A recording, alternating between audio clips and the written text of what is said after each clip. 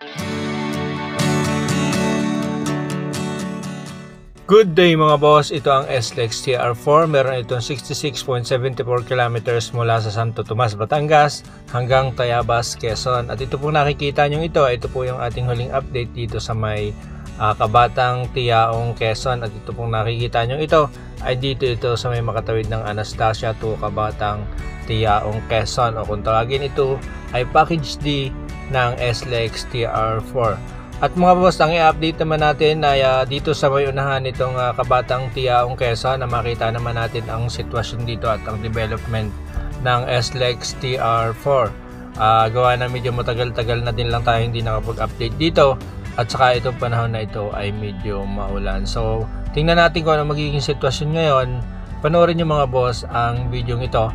At saka pala kung bago ka pala sa channel ito, huwag mong kalimutan mag-subscribe at i-share ang ganitong klase ng video. At kung nagugustuhan mo ay i-subscribe mo na din ang ating YouTube channel para lagi kayong updated pagka tayo ay may bagong video. At shoutout nga pala sa lahat ng mga tiyaongen at mga taga rito sa Kabatang Tiyaong, Quezon ng Gandia sa may Candelaria, Quezon.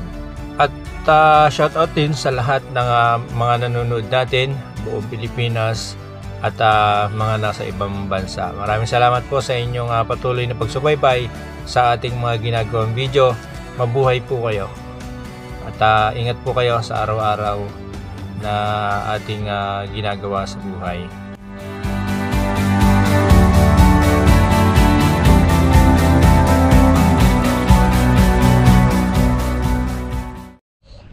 SLEX TR4 pa din tayo at andito tayo sa may Kabatang. At ang ipapollow up naman natin na ipa-vlog ay ang diyan sa may papunta ng sa may papunta ng Candelaria, sa may bandarya, sa may unahan ng Hilirang Buli. Tapos may kasunod pong barangay diyan. Yan ang ating i-update ngayon. At ang ating huling vlog nga ay dito sa Kabatang. Sige, diretso na tayo.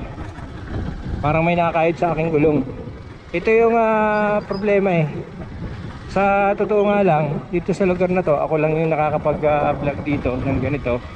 Ganang unang-una, pagka ganitong basa, mahirap daanan. Tapos yung mga lusutan dito ay mahirap din. Walang kusang kalulusot. Kaya ako lang yung nakakapasok dito, nakakapag-vlog. Wala pa ako nakita na pumasok dito para mag-vlog. Naghahanap ako, wala ako makita na nakamotor. Kung meron man, ay di comment kayo dyan sa baba para tayo para malaman ko din naman siyempre. Yan, diretso tayo diyan. Mahaba-haba pa yan. At sa nakikita nyo pa rin ay ganito ang sitwasyon. Ang lupa ay malambot. Kung dinadaanan natin, dahan-dahan lang tayo. Pero sa totoo lang, kung nararamdaman nyo, ang nararamdaman ko habang dito sa motor ay nadulas ang ating huling gulong, pati na rin ang una. Putik niya, no? Kaya papasukin natin, pero pagdating doon hindi kinaya, di babalik na lang. Ayan ang ating sitwasyon dito sa Hilirang Buli hanggang doon sa may Bukal Norte. May nadaan naman. Ewan lang kung kaya natin. So yan ang sitwasyon dito mga boss. Pagmasdan nyo na lamang kung ano po yung nakikita nyo dyan. Ayan po talaga yun. Tayo ay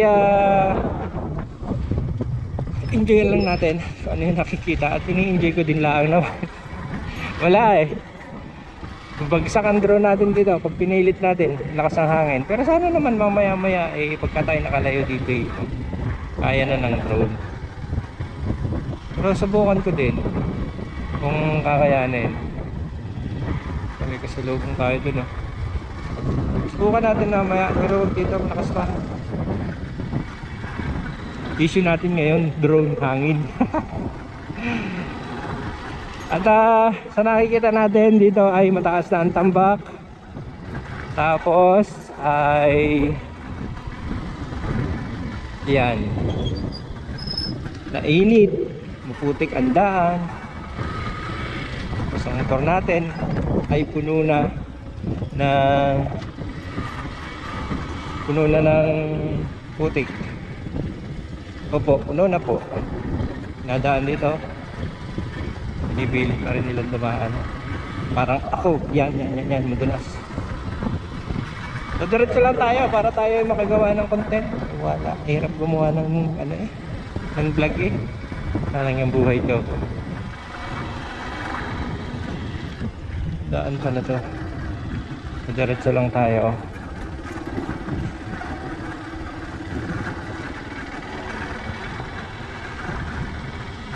Siguro sabi eh, ano ba yun?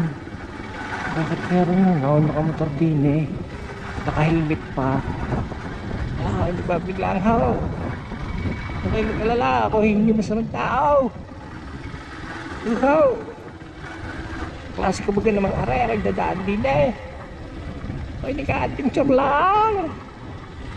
Uhaw, mamaya ang aking gulong ay puno na ng putik. Ikay naman, hindi ko alam kung kayo makakalapas pati na eh.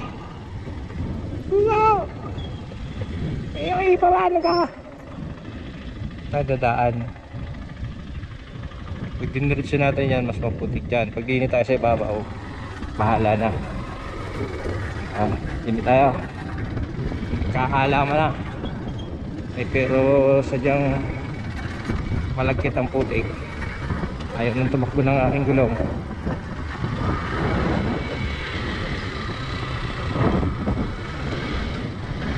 Takaw sa gasto. Ayan o, palibog dito. Manat joke. Hey, kontolahaw.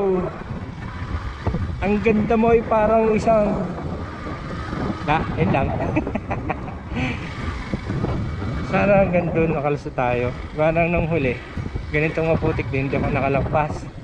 Ako'y nabahura. So yan, diretso lang tayo. Putik talaga, nagkakayod na ang aking tapaludo. Pagka naman mainit din di magabok, pagka naman maulan na yung maputik, ay wala na sutan. Kaya yan.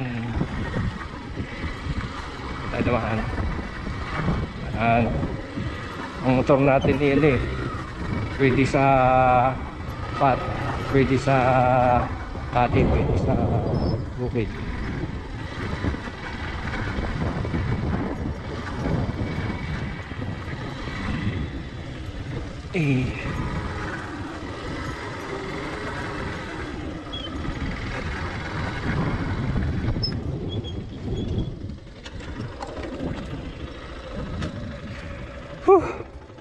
So yung kabilang yan ay Bukal Norte na yan. Tigil lang tayo saglit at chichikin ko yung aking gulong kung ano nang nangyari at parang ayaw na umabante. Kit lang mga boss ha. Yun o, putik. Yun o. Kaya naman ha. So malayo-layo na rin yung narating natin. Galing tayo dun kanina sa may banda ron, tapos ngayon ay nandito na tayo. Malapit na tayo dito sa may Bukal Norte. Sa may banda-banda ron ay Bukal Norte na. No. Subukan nating iangat ang drone kung kaya niya ang hangin. Sige nga, subukan nga natin. Okay, subukan ko magpalipad. Tingnan nyo kung ano magiging sitwasyon natin ngayon ng ating drone.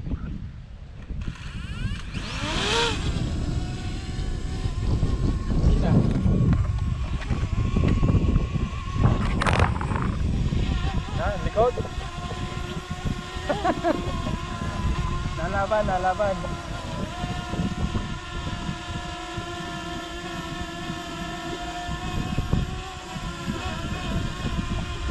So yan mga boss, makikita nyo ang ating drone ay nalaban sa hangin. Yan, nalaban siya sa hangin. Kaya delikado magpalipad. Subukan natin itaas kung makakuha tayo ng magandang footage. Sige, subukan natin.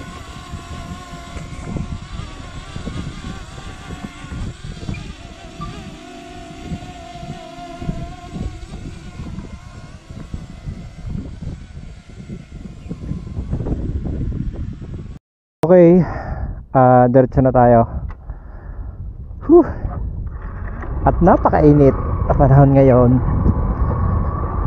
Ayun nga, kung napansin nyo sa drone natin ay talagang parang ililipad ng hangin kung saan ang ating drone. At delikado, hindi ko siya mailayo, baka hindi na makabalik. Kaya ang gagawin natin ngayon, mamotorin na lang uli natin to. Kung hindi nyo man nagugustuhan ng video nito, di puntahan nyo na lamang po yung iba kong video diyan sa YouTube. Marami naman akong in-upload diyan, puntahan nyo na lamang po. Baka hindi nyo pa napapanood yung iba kong vlog, marami tayo dyan. Puro palipad ng drone nyo. Kung gusto nyo mga nagpapalipad ng drone, yun, puntahan nyo po, naandun po sa list ng ating video. At ngayon, didiretsuhin lang natin to para makarating tayo diyan sa may Bukal Norte. Malapit naman malapit na to. Hindi mahangin lang talaga. Ayan. At ito yung ating update mga boss, na makikita nyo ay talagang sinisikap kong makalusot kahit mahirap. Ang motor natin ay halos ay nang gumulong ang gulong at may barang lupa, pero mayroong parang putik.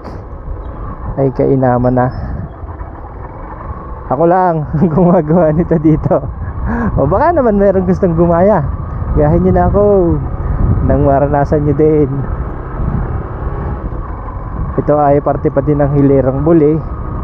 Tapos ano pa yung barangay na nakakasakop dito. Basta ito ay sa bandar, iyan ay ano na, Bukal Norte na.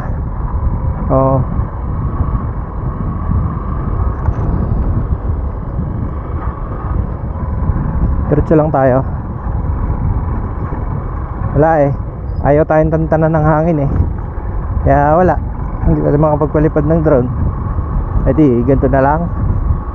Ako sa bagay, mas okay din naman tong ganito gawa ng actual talaga sa baba na makikita nyo. Pero maganda rin talaga yung yung kita mo sa malayo. Kaya kung bitin ka, di puntahan mo yung aking vlog diyan. Marami pa akong vlog diyan tungkol dito sa TR4. So yan, umiba tayo ng daan, gawa ng kung doon tayo dadaan, malambot ang lupa yan. Titilamsi ka na. Titilamsi ka na. Walang makakadaan tayo dyan.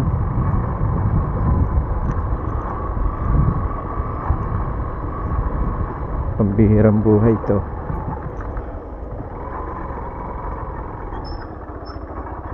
Tayo pagalitan ng baka. Bibit ka na doon diyon. Maputik diyon.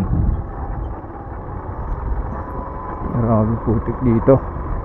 Makapunta kaya tayo doon sa kabila doon? Parang hindi silipin na lang natin sa taas, kaya parang hindi tayo makakalusot doon.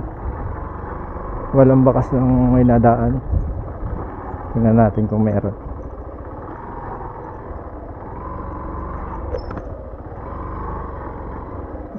Walang nadaan dito.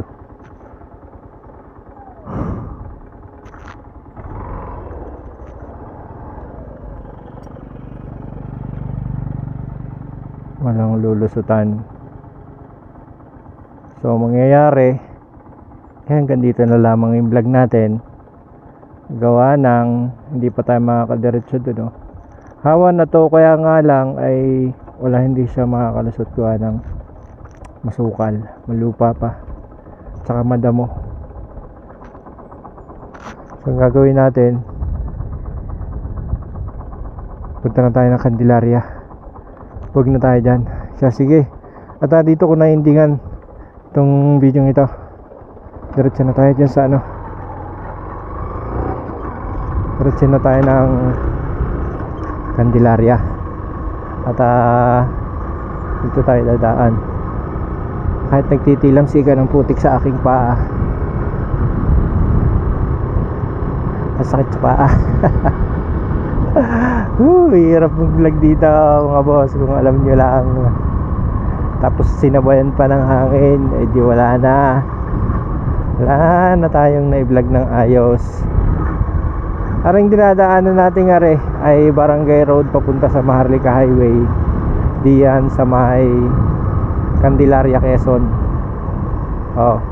Pag diniretso natin, kakalabas na tayo ng highway. So yan mga boss, hanggang dito na lamang ang ating video. At wala na tayo dito makikitang TR4, aray puro Barangay Road na lang. Sige, bye mga boss, bye na. Our hearts beat to the city streets. We began to feel the fire.